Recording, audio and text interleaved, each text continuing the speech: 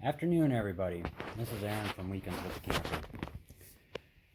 Camper. Today is part 3 of I don't know how many of We Bought Solar Panels, Hope It's Not a Mistake. And if you haven't caught the first 2, you might want to look back and check those videos out so you're not completely lost. So I have picked up the first panel and set it to the side for now. I'm still debating on how to get rid of the yellow that's on top of the glass. So I'm going to try a different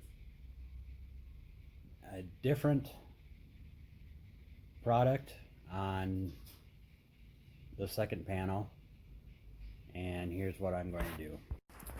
So as you can see, I've already cleaned the panel. It looks real similar to what that one looked like down there to start with. As you can tell, its top layer is shattered. I can feel little nicks and stuff like that from where the glass is. And what I'm going to try and put on there is this here.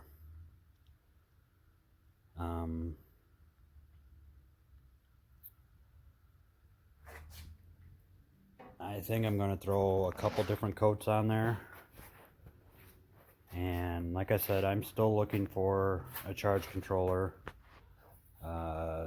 Outback is a good, from what I've seen and stuff like that, the Outbacks are pretty good.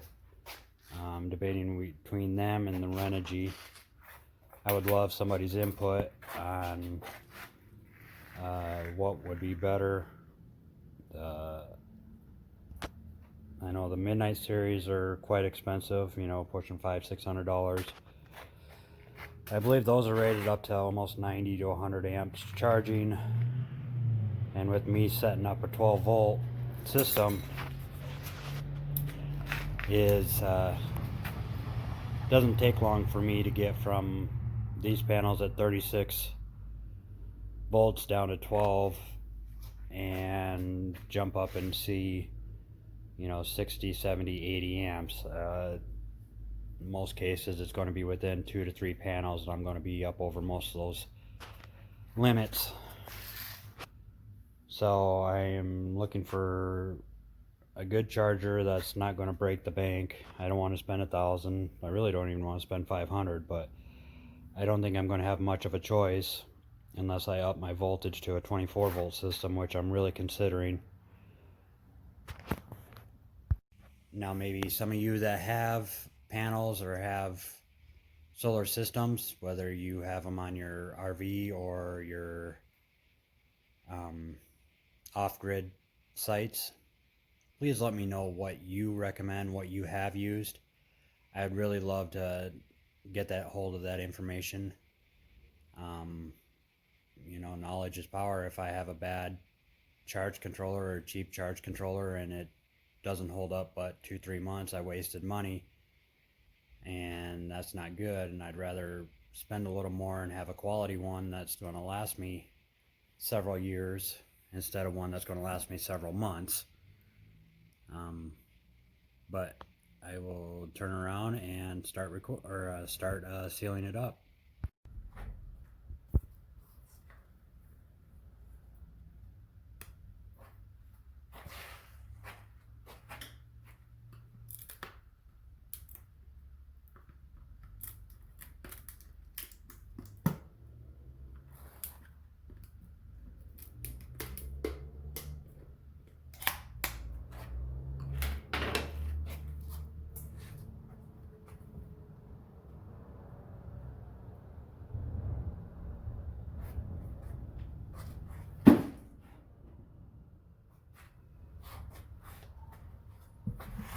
Now for all of you, I just dropped everything.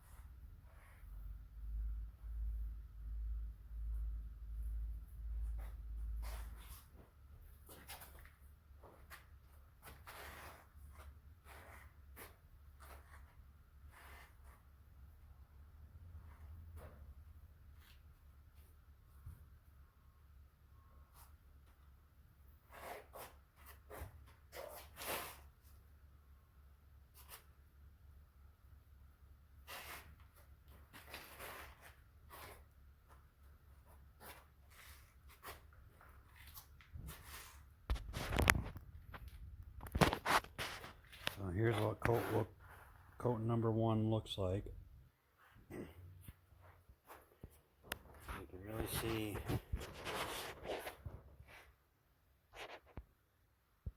that it went down into the cracks.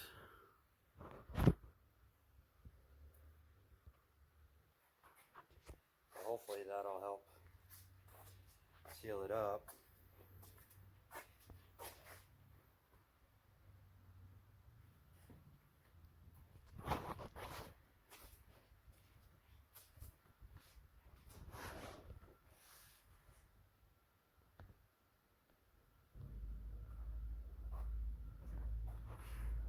Now I'll just give it a couple hours and I'll come out and put a second coat on it, and I'll record that one next.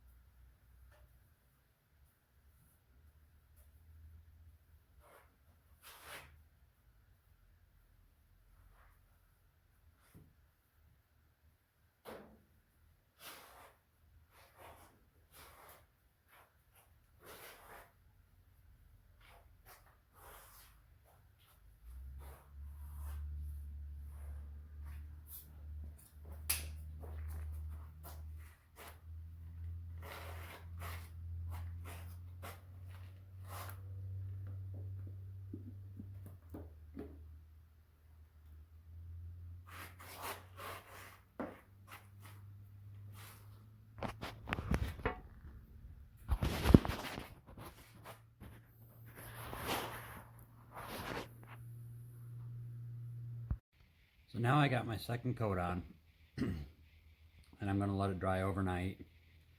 It's about 7 o'clock now, and I get up early in the morning, so I'm in bed really early. So, but as you can see, it's got a nice shine to it. It looks like it should. I mean, it's really sealing up and filling into the cracks. So we'll see how this one works out. And like I said earlier in the video, if you know of a really good charge controller, and the next I'll probably just do, you know, a cheap marine grade LED, or not LED, deep cell battery, something from Menards to get me going.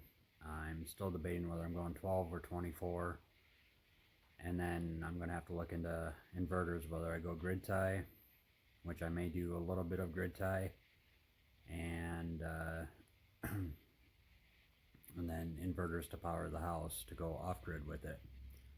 So if you guys have any comments, good equipment, please post down in the comments so I can take a look at them, because I am really new at this. So any suggestions would be great. Please like and follow and subscribe, and we'll see you on part 4, which I don't know what I'm doing yet. You'll be just as surprised as everybody else, and we'll go from here. Later.